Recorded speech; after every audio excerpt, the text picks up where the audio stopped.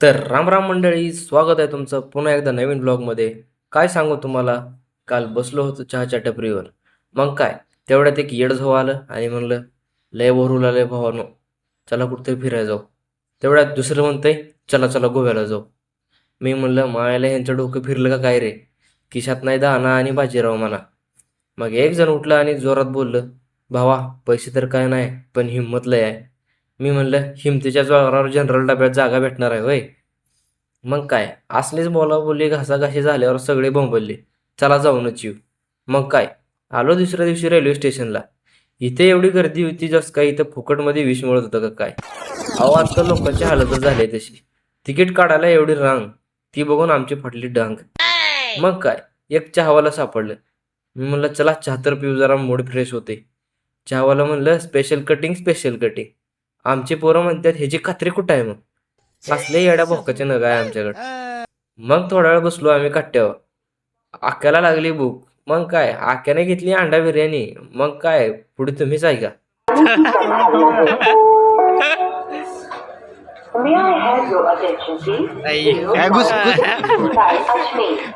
तुझं काय मत गोव्याला निघाला असतो मला सीट भेटायला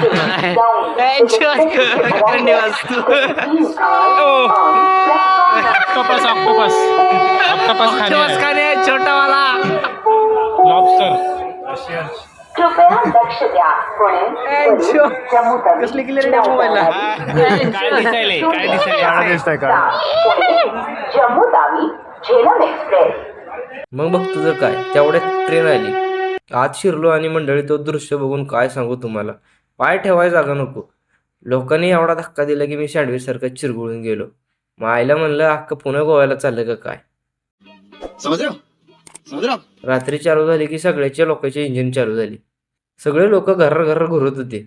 मग हसत करत गर्दीचा आनंद घेत आम्ही निघालो गोव्याला. मग इथे उतरून पोरांनी केले रेल्वे स्टेशनवर त्यांच्या टाक्या खाली.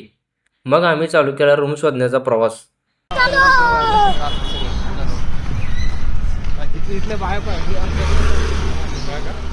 Oh my God, nice house, nice garden. मग हे सुंदर घर बघून आम्ही बघितला तात्या विंचूचा बाहुला. इन गोवा. आणि आम्ही उतरलो होतो मडगावमध्ये. तर आम्हाला काही रूम भेटली नाही. मग तिथनं आम्ही निघालो थेट बसच्या शोधात. बसमध्ये बसून आम्ही चालू केले की गोवा बघायला. आमच्यासारखी तर पहिल्यांदाच आली होती. मग आम्ही असा हापापल्याने करणार सगळे. असे भारी भारी नजारे बघत आम्ही थेट पोहोचलो पणजीगड. तिथं उतरून आम्ही बुक केलं एक टू व्हीलर. मग गाड्या घेऊन टाक्या केल्या फुल, लावलं हेल्मेट आणि निघालो गोवा फिरायला. गाडी अशी सणा पळत आम्ही निघालो पुढं. तेवढ्यात काय, सिद्ध्या गेला की मागून. सिद्ध्याने केला ओव्हरटेक आणि इंडिकेटर दाखवून भाऊनं घेतला टर्न. तेवढ्यात कळली गोव्यामध्ये कार्निवल फेस्टिवल होते. मग तिरंगा झेंड्याला सलामी देऊन आम्ही निघालो फिरायला. मग या पुलावरून जाताना आम्हाला आली हावडा ब्रिजची आठवण. मस्तपैकी सिनिक व्ह्यू समुद्राचा बघतच होतो. तेवढ्यात एक भाऊ कट्ट्यावर बसलेला दिसला. भाऊ म्हणला, मुझे टाटा कर. अवघ्या काही अंतरावर गेल्यानंतर आम्हाला लागलं ट्रॅफिक निघाल्या पोराने पकडली 100ची स्पीड. मग भाऊ असा दिसत होता जसं काय PK मधला आमिर खान. भाऊने अमेझॉनच्या खोऱ्यातून गाडी काढल्यागत सणाना गाडी काढली आणि आम्ही निघालोय आता आमच्या लोकेशनवर. हा आमचा किडनी ड्राईव्ह आणि मी त्यांचा हार्ट अटॅक. आणि आम्ही चाललो होतो विला बुक करायला. मग काय, दिसला आम्हाला विला. आज जाऊन बघतो तर काय, इथं पडलं होतं मांजर. साली झूठ बोल के सोई थी ना.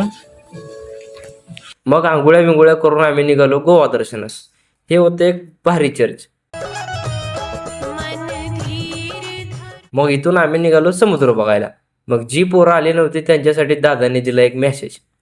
येत आहे का मजा. मग एवढा मोठा समुद्र बघून पोरं पळत पळत बीचला गेली. बीचवर गेल्यावर सुरप्या म्हणला आता सगळं फोटोशूट आपलंच होणार. तेवढ्यात त्याच्या म्हणतोय या सगळ्यात देखना तर मीच दिसतोय. सिद्ध्या म्हणला चल रे लावड्या मी दिसतोय. मग आतुरो म्हणला तुमचं चालू द्या मी जातो बाहेर. आतुरो बाहेर आल्या की आक्या गेला पळत पळत. मग मी केलं माझं फोटोशूट चालू. मला बनवायच्या होत्या रील. म्हणून मी आपल्या येडेवाकड्या पॉजा करत आतुरला म्हणलं घे रे जरा क्लिप्स. मग भाऊनं घेतले की आपल्या व्हिडिओच्या क्लिप्स घेऊन पुन्हा मग मी दिला स्वरूपला स्मॅक. आमचा स्मॅक बघून दादा म्हणला आपण तर हे कामातलं परफेक्ट आहे. दादा उडत उडत आला आणि घातली की अख्ख्याच्या छाताडातला. मग पुन्हा तोंडावर पाणी बिणी मारून सगळी गाणमस्ती कंप्लीट करून पड माग, पड खाली.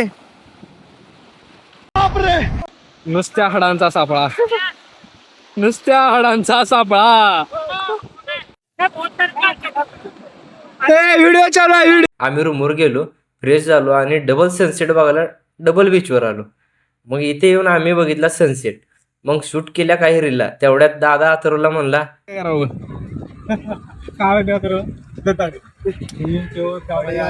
लेकिन ये साला कर क्या रहा है यहाँ पे? अख्ख्या बसला होता खेकडे धरत. तेवढ्यात दादा ओरडला, या समुद्र आपण आहे. मी म्हणलं माझ्या नावावर ह्यातल्या 2 गुंठे जागा आहे. मग थोडा वेळ बीच एक्सप्लोर केला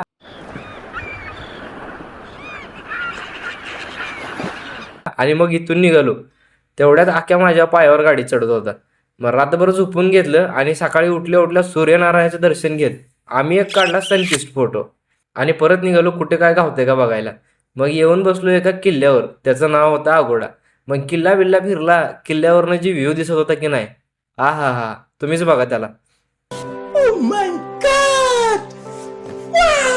मग म्हणलं वरून एवढं भारी दिसतं तर खालून किती देखणं दिसत असेल. मग डोंगर उतरायला चालू केला आणि खाली जाऊन लाटा बघत बसलो.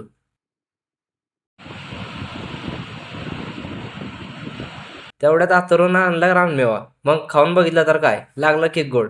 तुम्हाला तर माहिती आहे, गोड लागल्यावर माणूस विष पण खाऊन घेते. मग ही गेली एक प्यायच्या पाण्याच्या शोधात. मग पाणी घेतल्यावर इथं बघत बसलो. हडप्पा संस्कृतीत तेवढ्यात दिसला एक कोलंटी उडी खाऊन बाहेर पडलेला मासा. तेवढ्यात त्याला बघून दादा लागला की नाचायला. मग बीचवरच्या रशियन बघून आम्ही निघालो लव यू जिंदगी मधल्या पर्रा रोडला बघायला. तिथे गेल्यावर बघितलं की दुनियाची गर्दी. मग म्हणलं इकडं नंतर येऊ, आधी एका येशू महाराजाचं दर्शन घेऊन येऊ.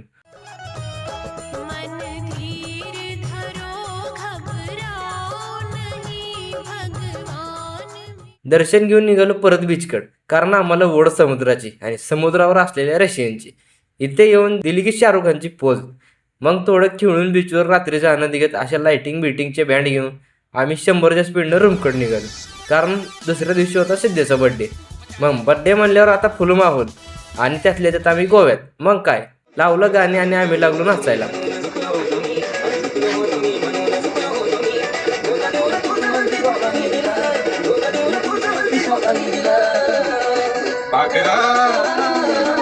मग दुसऱ्या दिवशी सकाळी उठून लवकर पर्रा रोडकडे गेलो आणि तिथे जाऊन लव यू जिंदगीची पोज मारली. तिथनं थेट गेलो साऊथकडं. आता साऊथचे बीचेस म्हणल्यावर एकदम क्लीन. आम्हाला ते बघून लयच भारी वाटलं. इथं पोरांनी गोळा केले शंख शिंपले.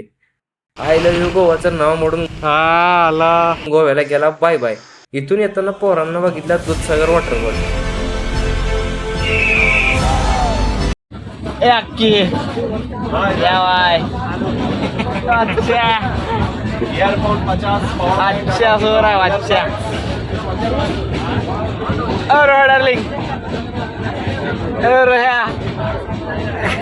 खाली 50 एयरपोर्ट विमल गुटका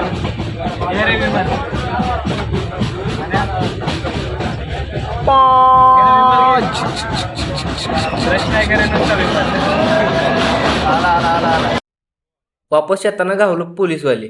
त्याला वाटलं आमच्या बॅगेत दारू बिरू आहे का काय. आमच्यातले काही बेवडेच दिसत होते. मग 12 तासाचा प्रवास 18 तासात कंप्लीट करून आम्ही आलो पुण्यामध्ये वापस. उतराय गेलो तर एवढी गर्दी की मला काय बाहेरच यायला जमलं नाही.